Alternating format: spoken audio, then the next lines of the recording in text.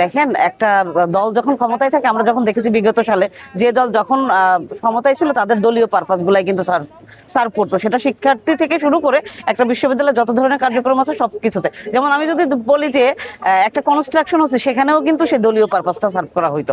আমরা দেখেছি যে তামাক কনস্ট্রাকশনের নামে যখন যত ধরনের কনস্ট্রাকশন হয়েছে ঢাবিতে, সেখানে ছাত্রলীগের নেতাকর্মীরা কিভাবে সেখানে হস্তক্ষেপ করেছে এবং সেখান ধরনের এক ধরনের মানে সিন্ডিকেট তৈরি করেছিল তারা। তো দেখেন যে আমাদের জুলাই গণ অভ্যুত্থানে তো ছাত্র দলের ভূমিকা অনস্বীকার্য। আমরা দেখেছি যে মানে আমাদের রাব্বি যে মানে ভাইয়ের লাশ কাঁধে করে বোনরাও হাঁটছে, কিন্তু সেই ক্রেডিট নেওয়ার জন্য যে জুলাইয়ের চেতনা বেঁচে যেভাবে জুলাইকে কুক্ষিগত করছে, সেটা কিন্তু ছাত্রদল করে নাই। ছাত্রদলের অবদান কিন্তু অনস্বীকার্য ছিল।